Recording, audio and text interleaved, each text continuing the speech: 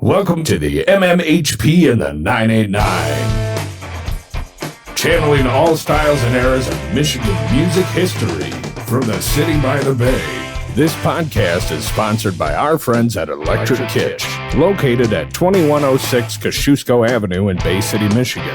And now, here's your host, Scott Baker. And we're back here at Studio 163 here in Essexville. We got the part 2 podcast of season 3's first episode with Jen Cass. We hope you guys enjoyed the first episode as much as we did. And Jen is going to play some more music here and talk about the recording of her records, as well as a lot more backstory. And of course, some of the greatness that she's attributed to all these years in the folk world.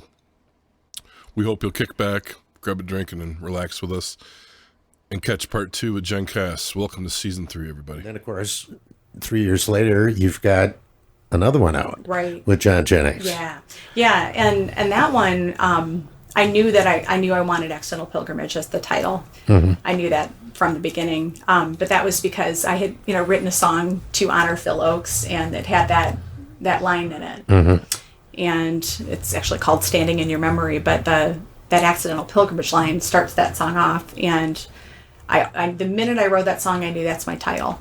And so that was the one where everything kind of fell in around the title that we knew would be there, But it's Dear Mr. President that got all the attention. For sure. Yeah, that was my big hit. Yeah. Well, I have to ask you this. Did you get much blowback on that? Because though it wasn't super critical of George W. Bush, he was the president. He was, yeah, and that's a true story. That was based on an actual soldier who was writing home saying, "I don't understand," and he and I got to be a little, in contact because of it. But it was amazing. I mean, I had it on one hand opened a lot of doors for me because there was a whole group of people who thought, here it is. Somebody's finally doing what Phil Oakes did and Dylan did at his best. And what, there's other people too along the way that have picked up that mantle and run. And so it was, it was amazing the doors that opened. That album busted the doors open for me to go on the Phil Oakes Song Nights and meet Sonny Oakes and, became great friends with Greg Greenway and Joe Jenks and Pat Wichter, Reggie Harris, just some incredible people that regularly do that tour. Well, what was the criticism like? Well, that was fun. They in Texas and in parts of other parts of the South, my record was steamrolled with the Dixie Chicks. And there were a couple other people too there, but it was incredible to me that this tiny little songwriter from Michigan, I was with the Dixie Chicks getting steamrolled by a DJ, but they literally ran my CD over with a steamroller. Wow. And I was banned, and it was nuts. It was completely crazy. Oh man, what a crazy time. And it's only worse today. 100%. Yeah. Oh my gosh.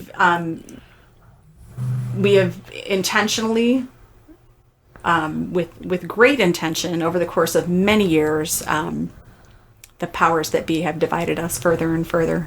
Oh, yeah, there's no doubt about it. Until we are no longer able to see each other as human. We just see each other as the differences instead of what we have in common. And it's a shame because I have great friends. In fact, I lost a great friend for many, many years because I could not get behind George W. Bush, and I couldn't get behind Mitt Romney, though he later proved himself to be, kind of a honorable person with a voice of reason and complete yes. insanity. But that wasn't my candidate, and I had a very good lifelong friend, and thank God we've healed this rift. But we could not see eye to eye on the politics at that time, and she just said, I don't want to be friends.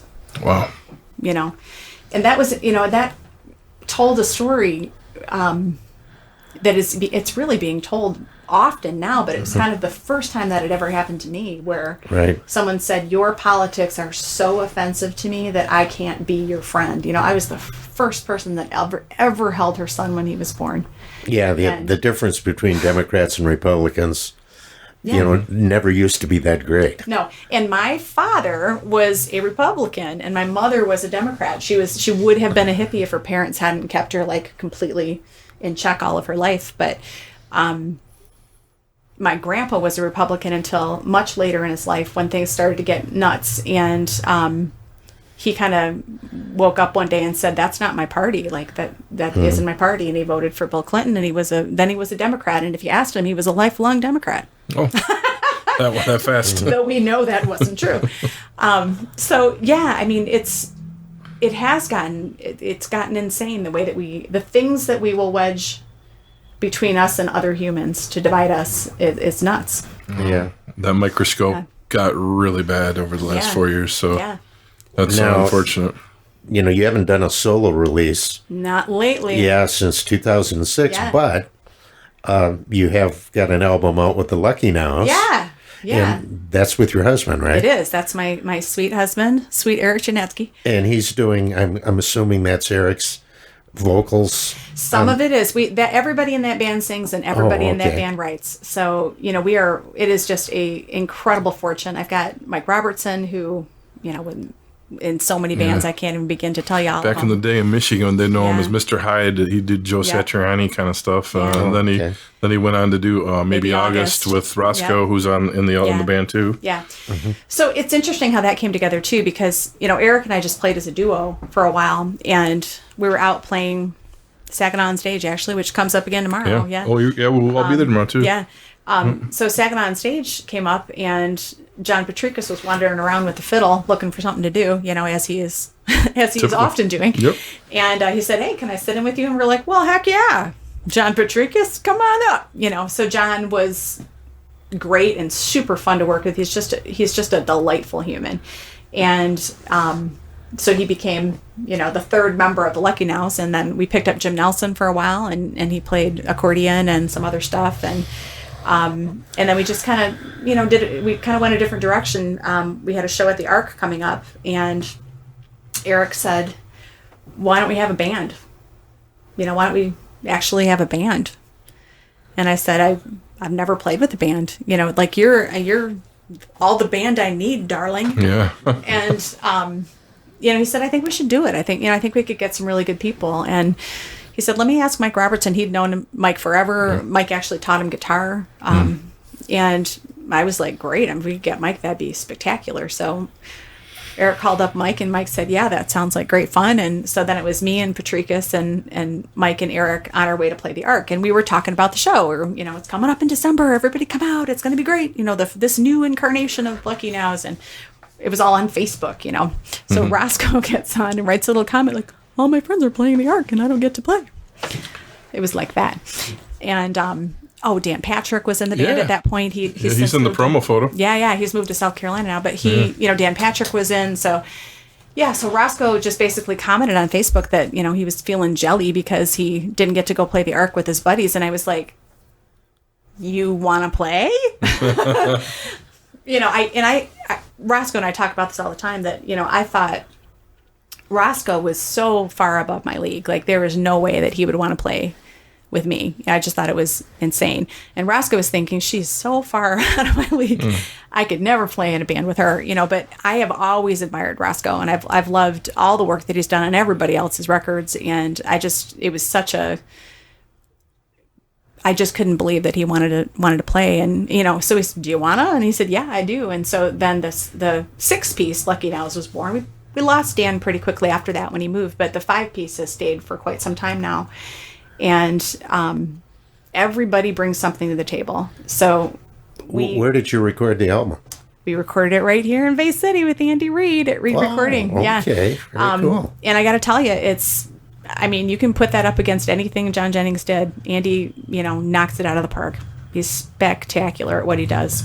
So I'm really proud of that record. I'm proud of the way that we came together as a band to make it. I'm proud of the way that we collaborated. It was, you know, no one was bossing anybody around. It was just, you know, what do you think of this? What do you think of that? Until it became, you know, organically better and better, you know, until we were really happy with it.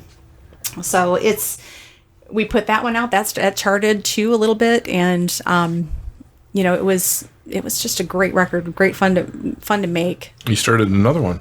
Yeah. And we will get back to that, Andy Reid. We're going to get back to that. But we have We have too much material. COVID came and everybody got knocked into their houses, and that put the big pause on it. But we have written a lot, and there's a lot that we've written that I'm super proud of, and I'm excited to get those out. But part of what happened to me during COVID, right at the very beginning, is my grandpa, who is my person, died from COVID. I'm not going to cry on the radio show. And everything got blocked. Like, everything I'd been writing didn't matter. Who cares? And my grandpa died, so it doesn't matter, And I couldn't do anything. I was just in such a depression. And Eric just kept pushing. Let's go record something. Let's just do something. Let's go record something. But I got my mind wrapped around this idea that I couldn't record anything unless it was a song for my grandpa. And I hadn't written it. So I finally wrote it. I cannot possibly play it for you right now, but it's called Syracuse, and that's the name of the street that my grandparents lived on my whole life. And I really wanted to record that, so off we went to re-recording, and Andy is just giving it everything he's got in the world. He's putting everything behind it, and he's, like he does, he just pours his soul into everything he does. But it hurt so bad for me to be playing that song at that point that everything he did, I just blew it up. I still feel terrible about it. But, we've, of course, talked about this and worked it all out. But it was just, I wanted it to be a tribute to this man who is just this giant, in my life. There's, how do you do that justice? And so I couldn't, it wasn't perfect enough, And it's interesting because I left feeling really bad about the song, and I hadn't listened to it again until last night. Oh, really? And I pulled it up because I thought, I wonder how that actually was.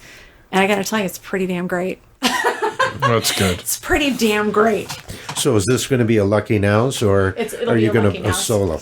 Yeah, I don't know if I'll ever do another solo record. I love my guys, and I love my sweet husband, and I love working with him, and none of it has as much meaning for me anymore as when I'm doing it with them. They're just the greatest group of guys, and Roscoe, gets me, reminds me so much of John Jennings, has that same quality of, just authenticity and stuff. Yeah, and just let's try it.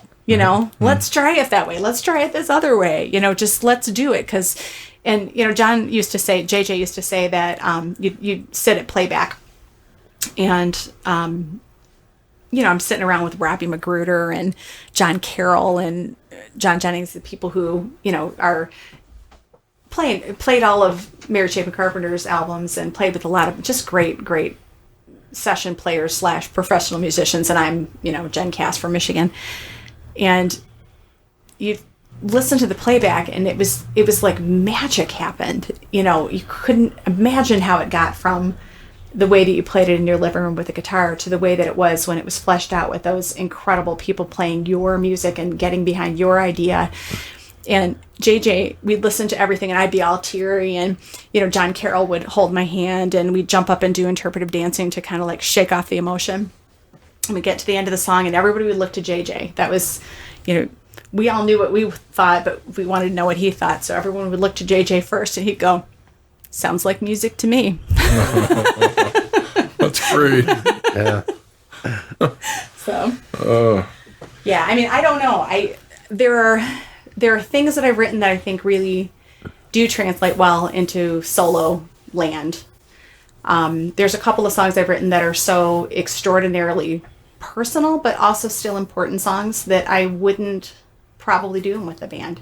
So it may be that there's a point where I get to, enough material. Never say never. Really, yeah.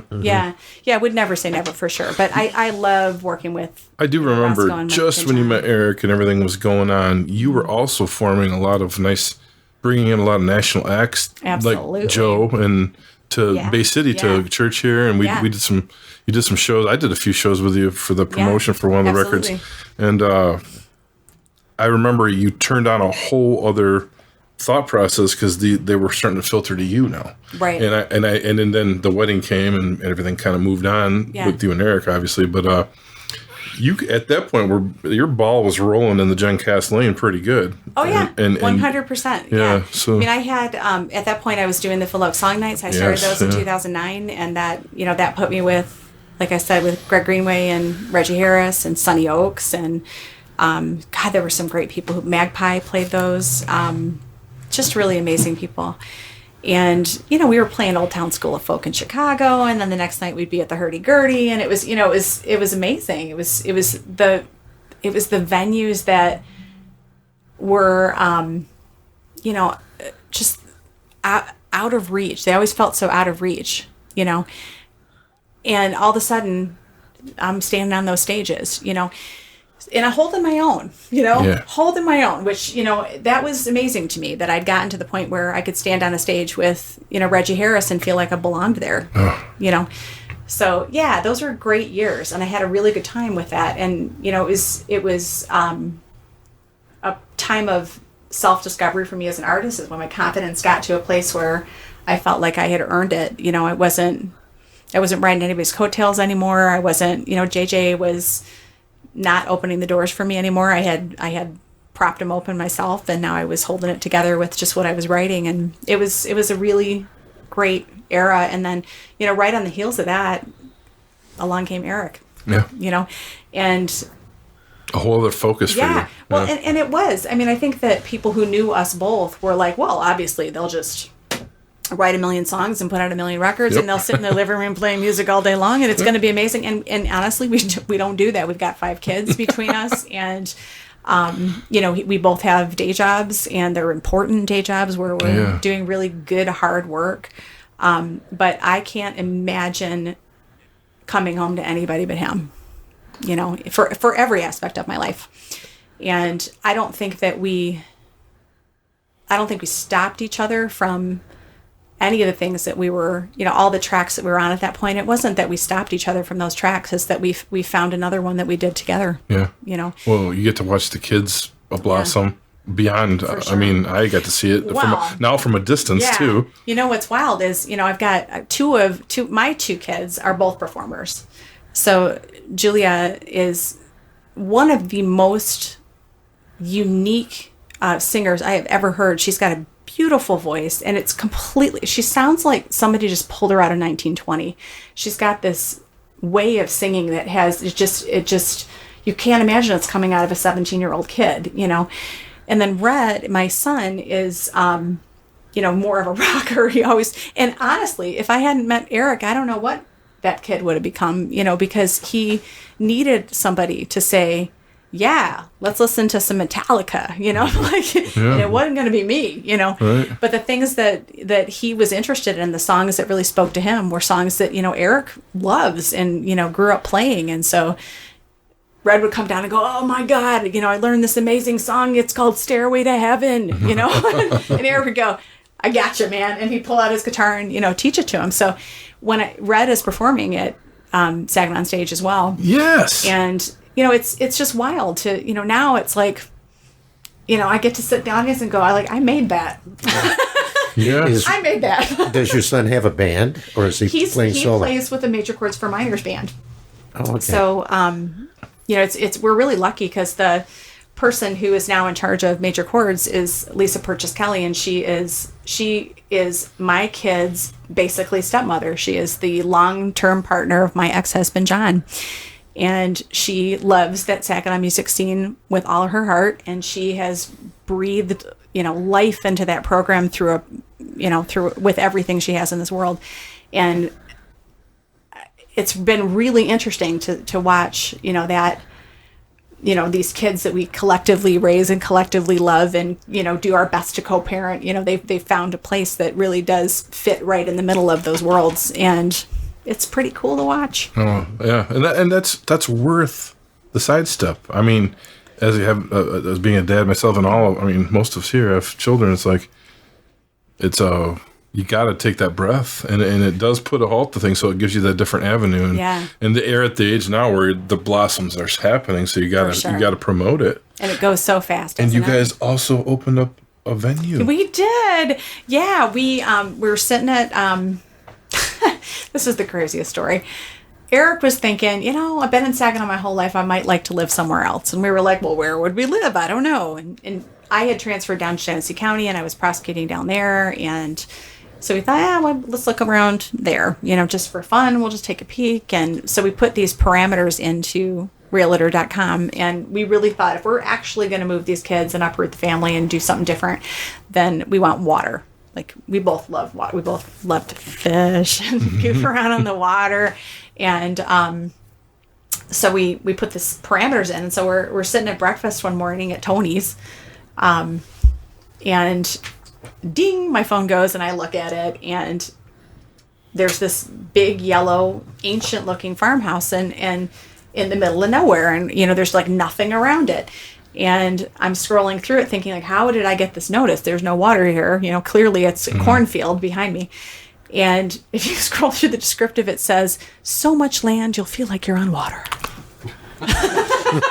That's wild. I never heard that. They completely cheated me. But I'm flipping through the pictures anyway, because it's a beautiful old house. And we get to the outbuildings, and there's, this big old stone shed with all this old farm equipment in it, and there's a little garden shed, and then there's this other barn, and you scroll through the picture of the barn, and they've already converted it to a venue.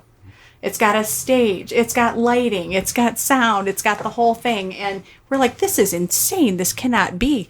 So, of course, we went and called the realtor from Tony's and said, can we see this house? And he said, yeah, can you be there in an hour and a half? And we said, yes, we can. And we went, and we were like, well, it's ours. We have to buy this. We put in a contingent offer, which never works, ever. But the guy, we went to see it the first time ourselves. Second time we went out with kids. And the guy who owned the house was standing there waiting for us, which you're not allowed to do. You can't just go to the showings. That's not what you do. Mm-hmm. But here's the guy standing. He's kind of like going through the mail, standing on the porch. And I said, are you the homeowner? And he said, yeah, I'm Greg. It's nice to meet you. Nice to meet you too. And he said, I know I'm not supposed to be here, but I just got to ask you a couple questions, because we rebuilt this house. It was condemned. It was falling apart, and we completely rebuilt it right from the studs, and we love it with all of our hearts. But we got to the point where we want to move, and we want to be close to our kids, and they're on the other side of the state, and we're just not going to let it go to anybody. So, do you have kids? And we said, yeah, we've got 5. He said, do you have dogs? I said, yeah, we've got 2 of them. And he said, do you play music? And we said, yes, I have 3 albums out, and we have one that we're doing together, and Eric's been in all these bands. And he was like, I got to show you the barn. So realtor's not even there yet. He walks us out to the barn, opens it up, and, shows us everything, turns on all the lights and the sound and everything. And so when we put the contingent offer through, he said he would hold it open as long as it took, that he was going to sell it to us and no one else. Oh. So what was his background? Yeah. That they made the barn into a venue? He's an engineer, but he had played guitar all of his life, and he had a band, and it was called Group Therapy. And Group Therapy would practice in the barn, and they would play gigs and have people come over because, but it was just to goof around for the most part. But he loved that barn, and I've never seen anyone be more proud to show a thing that they made to anybody. He was just delighted with all the things he'd thought of out there. And he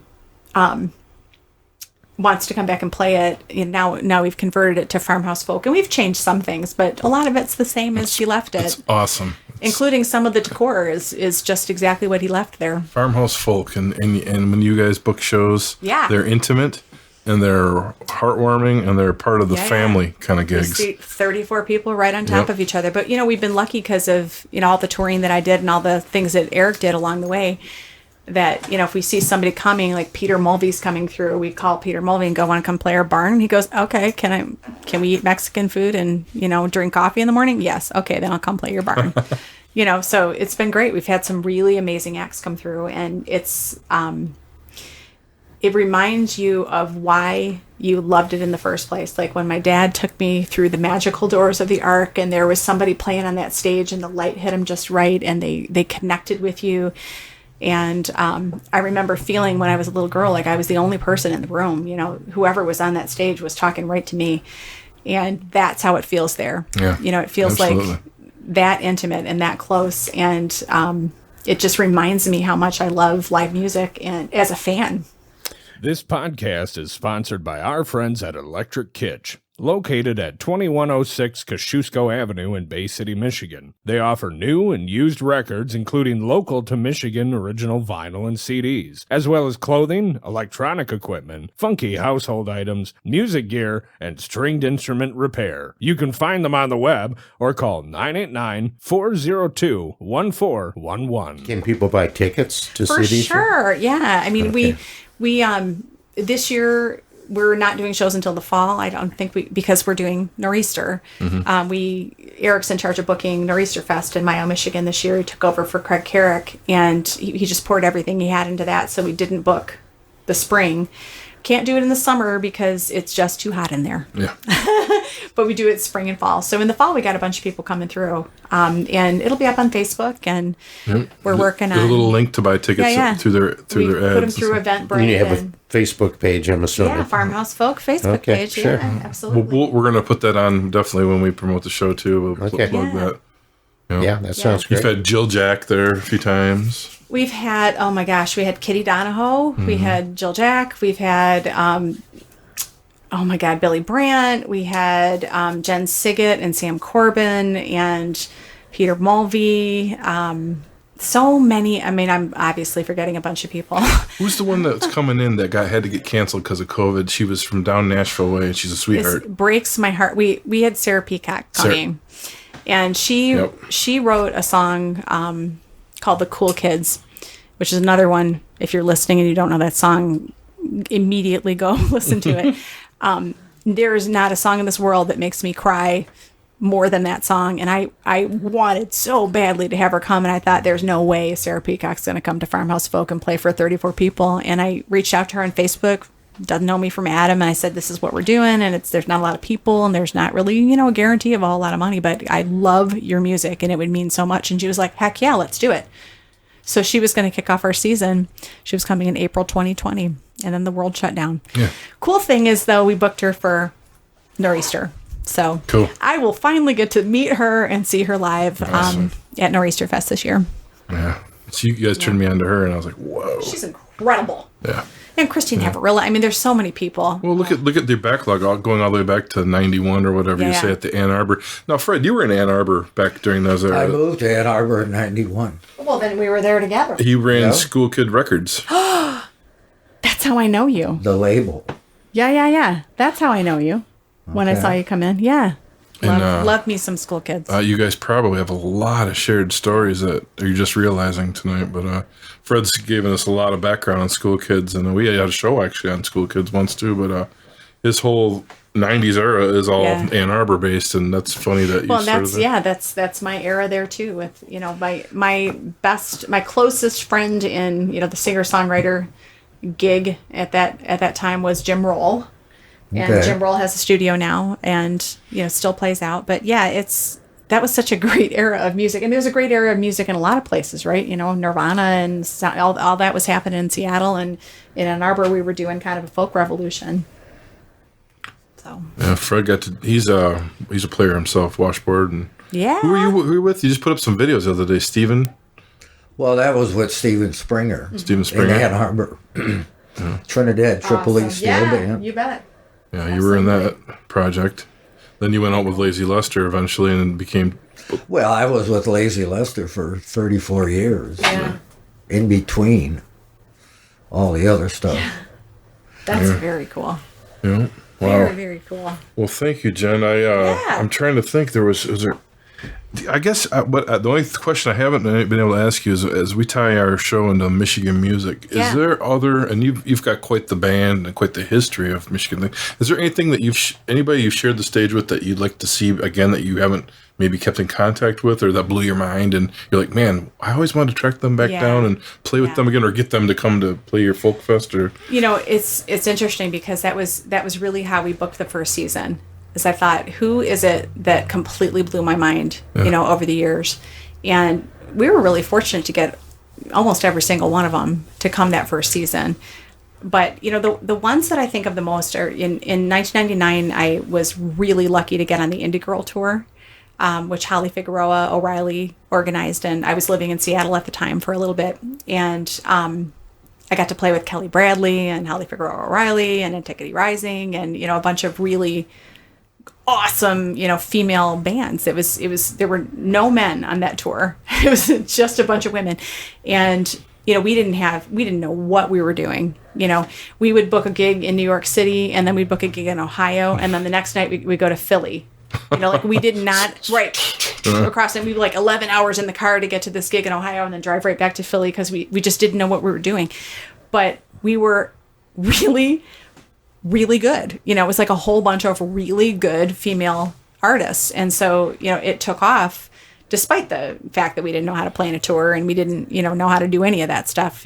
Holly did a fantastic job of putting people together who really excited the audiences and got people going. So, we played Great Blue Heron Fest and some, East Coast stuff that's pretty well known. And, a lot of those women went on to do incredible things. And so those are the people I think about most when I think about who I'd like to play with. And they're from outside of Michigan, right? They're from all over the country. Yeah, all over. Yeah, we applied from everywhere for that. Yeah. And they're everywhere. I think Makira Small in Nashville still writes killer songs.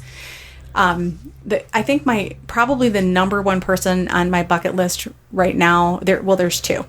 One is Jeffrey Folkalt. Oh, yeah. If I could get him to play anywhere, I mean, honest to God, if anywhere, we've traveled 8-9 hours to go see him, driven to Wisconsin to see him. He's such an incredible writer, and he connects with the same way that I try to connect, as does his wife, Chris Delmhorst. They write a story, and the rest of it falls in around it. It's incredible. But here's the other person I think of is a person named Carrie Cooper. And she she's a Texas-based artist. She's now in Nashville. But she wrote a song called Suzanne.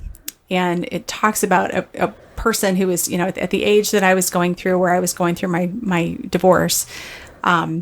This song was out, and it was about just wanting to run away with the circus, basically. And she went out. There was a day in Texas where it's snowing, right, which doesn't happen very much there, but it started to snow, and she said, I'm going to go out in the craziest red coat I can find. I'm going to stand in my yard, and I'm going to play that song, and I'm going to put it out in the world. And that found its way to me, and I really, really want her to come play. And we've gotten to be friends over the years, which was highly unexpected. But, I wrote a song just recently that I couldn't think of anybody in the world that I wanted to send it to but her. I just thought, this is the person who needs to hear this first. And I sent it to her, and she, said it's perfection, and you have to put it out, But to have that connection with people, it's not because of, your politics are the same, or your life history is the same, or you're the same age or from the same place. It's because you are open to seeing the world through the eyes of other people, right? You're open to being a professional observer of people, and an empath, and a person who cares about the ways that other people feel in the world and move through the world. And she's such a great channeler of personalities, and she writes them into these beautiful songs. So I'm gonna get Carrie Cooper to come play. Awesome. Farmhouse Folk. Awesome. It's happening. That's so cool. And I'm gonna sing backup. That's great. And I know you probably have 100 stories here, and I want you to share one more with their podcast listeners. But being the number 2 for John Jennings, give us a little bit about his number 1 and your time with her. Mary Chapin Carpenter is spectacular. She was a huge influence on me. And it's interesting because I was kind of tested by JJ. I had sent my stuff to him, and he said, it's pretty good. Send me some more, and that went back and forth for a while. And then he said, what are you doing tonight? And I said, I don't know. What am I doing tonight, JJ? And he said, well, we're playing the Pier in Seattle. I left you tickets at the door. Come on up. All right. So I drive up to the Pier in Seattle. John and I were together at that point. John and I went up to see Mary Chapin, and they left us, tickets and backstage passes at the door. And it was, I did not know this at the time, but it was a test, because Chapin does not like to be, she wants to approach people in her own way, right? She doesn't want people to bombard her and come up and go, oh my God, I love your music. And, that just she gets very uncomfortable. And I knew that. So I came in and I acknowledged there's JJ, there's Chapin, and I stood on the other side of the room and I kind of nodded, there they are, and I, went over by the pier where the water was and I waited for them. And that's part of the reason why JJ produced me, because I was so cool that day as to not bum rush Chapin and be like, oh my God, I love your music. Yes. Although I remember the stories you told me, like you'd flip her album over and read all her credits, and that's how I found JJ. Yeah. That when I wanted to record and I wanted to do a more professional job, and I went and I pulled all my CDs out and I flipped them over, and here's an Indigo Girl CD, and who's playing on it? John Jennings. Here's Mary Chapin Carpenter, who I absolutely love, Mary Chapin. Who's on this? Oh my God, it was produced by John Jennings. And it was like over and over again. I'm like, he's on everything. He's on everything. And the only other person that I could find that was on just a ton of my records was a guy named Dave Maddox, who's a drummer, right? And I'm like, well, I should probably start with the guy who actually produces records, right? That's where I should go. And so I just emailed JJ out of the blue, like with, I did not know him. He did not know me. Hey, listen, I'm a singer-songwriter out of Michigan. And I really, at the time I was on the West Coast in Seattle, how does it happen that someone like you produces a CD? And he was like, well, let me tell you all about it. He was super nice. He responded right away. And we started swapping music back and forth. But it's interesting because when we did Accidental Pilgrimage, the guy who had been the drummer on Skies Burning Red was not available. And JJ's like, I'm just, I'll bring in somebody else. It'll be fine. Don't worry. It's going to be great. And so I walk into the first day of the session for Accidental Pilgrimage, and there's Dave Maddox. and that name goes all the way back to Fairport Convention. Yeah. I mean, he was in Fairport Convention. He played with everyone. Yeah. I mean, and as diverse as, obviously Fairport Convention, but Joan Armatrading to the Dream Academy and everything in between, So he's just a spectacular human and a spectacular player. And when we did the Lucky Now CD, we, listen, everyone loves Donnie, right? Donnie Brown's a spectacular, wonderful human and a great drummer. And I was like, you know what? I just want one little connection to JJ. I didn't have him on there was nothing that was his left. We had nothing that we could give Andy and say, just let's work off this. There's nothing left of him. But what I had was Dave Maddox. Oh, that's how that worked. And I thought, I'm going to call up Dave and see if he'll just play on the record anyway. And he said, he's a sweet little British dude that, He lives what? He lives in Massachusetts. Yeah. And he was absolutely, you send it out, we'll do it, And so that was, I assume probably as time goes by, we probably won't do that anymore. But it was like I needed to have that one tie back. Yeah. Thank you. The little thank you to the tie. To have that moment, like finish the moment, that I didn't get to finish. And that was the way that I did it. Having DM on that recording brought it back full circle in a way that made me feel that I'd finished the record with JJ. Can you give us one more tune before we leave here? Well, maybe, but now you have to be talking about stuff that's making me cry. I know, and that's why I'm thinking, maybe you could give us one from the record, the most recent, or a new one. Oh, from the Lucky Notes? Yeah, sure, I can do that. Or give us a connection to to the story. Here's what I want to do. I want to retune, so just everybody bear with me. I would not know this tuning, but for having been on the Phil Oakes Song Nights. So it kind of ties all my stories together, right? So this is C9 tuning, which is Greg Greenway's tuning. Okay, so Old City Hall. For those who are listening and are not from Bay City, we have a building in the kind of downtown section of Bay City that used to be the City Hall. And now it's a restaurant, and it's called Old City Hall, and they keep the wine in the basement of Old City Hall, and that's where the jail cells used to be. Yep. And there are stories, the whole time that I lived in Bay City, there were stories about, things jumping off the shelves down there, and, stuff being left on tables that wasn't supposed to be there, and all this creepy stuff. And I didn't really know much more about it than that, but I was talking with John Lamb, who's another great Michigan singer-songwriter. Yeah. And We he recorded said, him. did you? I love me some John Lamb. Love him. And he gave me a song assignment. He said, well, you're from Bay City, and I know the story, and here it is. And he researched it. And he said that what had happened was there was a person who was the favorite prostitute of all of the powerful men in Bay City. And they didn't call her by her name. They called her by where she came from, which was Canada. And so she was nameless, other than where she'd been from. And she, was with all of those big, powerful men. And it became, over time, the men figured out that she knew all the secrets, right? Everybody's everything. She had it all, and she had all the information in one place, and she was going to be able to take down every single one of them. And once they figured it out, they just knew they had to kill her, right? They had to kill her. Well, conveniently, she had narcolepsy. So what they did is they knew this, right? It seems like I'm making this up as I'm going along, but this is actually true. So they arrested her, and they put her down in those jail cells down at the bottom of the restaurant where the wine is stored now. And they waited for her to go into a narcoleptic sleep, and they buried her alive. So she haunts Old City Hall. Yeah, right? I know. So that's the actual story. Where's she buried? I don't know, Scott. Let's go look at that. Would be a new one. That would be a search for our next haunted sure. Yeah, Bay City. Canada. Where's she at? Next haunted Bay City, right? For sure.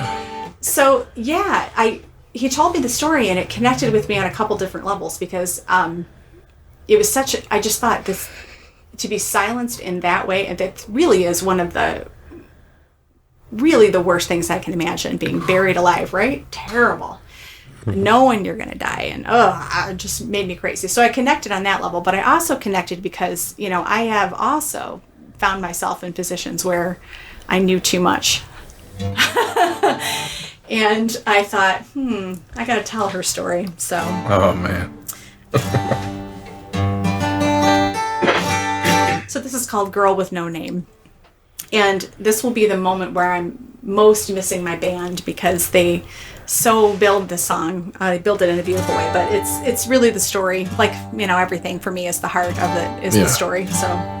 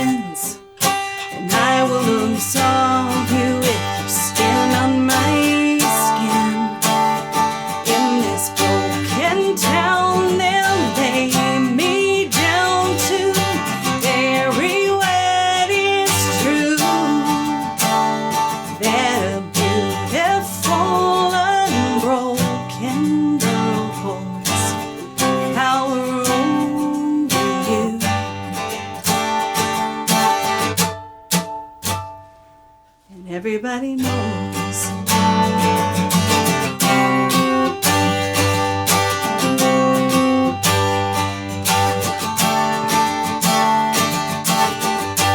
Down at Old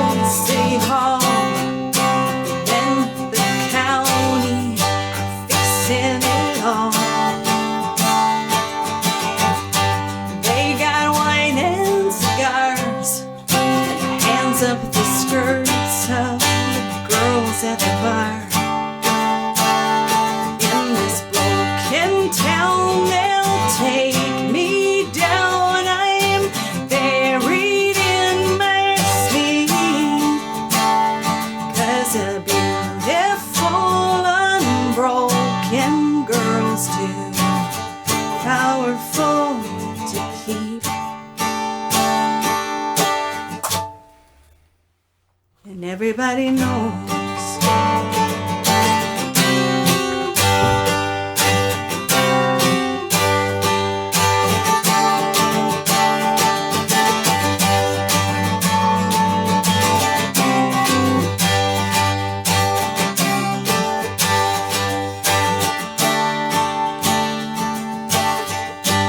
Undergrad desks on the streets, layers of brick road, cobblestone meet. They tore my trolley tracks out, down to the scrapyard, melted them down. In this broken town, still haunted by a girl without a name. But the hookers at old City Hall hold office there today. And everybody knows.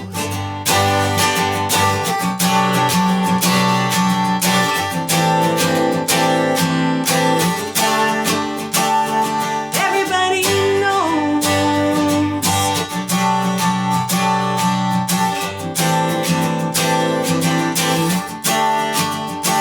Nobody sees.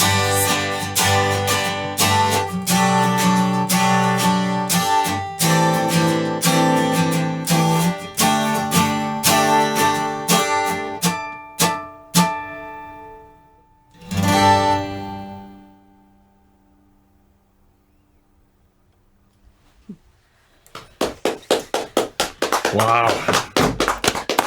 Jen Cass, thank you for coming. Thank you for having me. Thank you guys. for It's playing awesome those to talk to tunes, you. the stories, the history, and what is to come. Oh, we're so grateful for you. Such a piece of Michigan history. Thank you so much. Thank you so much for having me. I'm truly honored. And I know it took a long time, but we finally found a night that worked. You're a so. very busy person, and you have a lot of crime to fight. Yes, I do. So thank you, Jen. You bet. Thank you. All right. Thanks, Jen. It was great. The MMHP is hosted on Apple, Spotify, YouTube, and our own Libsyn podcast site. You can also search MMHP989 on Facebook for up-to-the-minute information, as well as both Dr. J and Sir Fred's album picks of the week, posted every weekend. You can connect with Scott on the web at scottbakermusic.com, Dr. J at michiganrockandrolllegends.com, Sir Fred at fredrife.com, and the Electric Kitch at electrickitch.com. Brought to you by Michigan Rock and Roll Legends, located both inside the Bay County Historical Museum on Washington Avenue, as well as Scotty's Sandbar on Evergreen Drive at the Bay City Middle Grounds. On behalf of the hosts, Gary, Dr. J. Johnson, Sir Fred Rife, archivist and videographer Mike Beatty, and myself, this podcast wouldn't be here without Studio 163's Alan Garcia, the voice of MMHP, Mr. Eddie Switek, our sponsor, the Electric Kitch, all of our guests, and you, the listeners. You've been listening to the MMHP and the 989. From all of us at the podcast, we want to thank you for tuning Now, in. you mentioned John Lamb. Is that John Johnny? D. Lamb. Johnny D. That's right. Freshman year of college, he lived in the same dorm as him. I love it. Really? In fact, John. And one of the people who I didn't even mention him, I should have, is Drew Nelson. He and Eric are Drew. super I tight. love Drew. And Drew and I used to tour years ago. I got to play With twice Gorka. with him at White. Me and Drew That's the guy Gorka. you turned me on to. I was going to mention Yeah. him. I had all these ideas like, who could I mention? Well, Yeah. Gorka you turned me on to, musically. I have so many funny John Gorka stories. He's a trip. But yeah, it's funny because either you make it or you don't in this business, and I never quite broke. I was right on the cusp, but I know all the people who did. It's so weird. I mean, I toured with all those people, but none of Yeah. us were anybody. Right. So Drew's right there, though, too. Drew was right there. Yeah, I mean, he got on Red House because Gorka put him on it, and he would tour. But I remember he tells a story about coming back he toured Europe, first time he toured Europe, and it was like, God, I'm a successful songwriter. I made it, right? I've actually made it. And he came back and did all of his, paperwork for the money and all that along the way. And it was like, I lost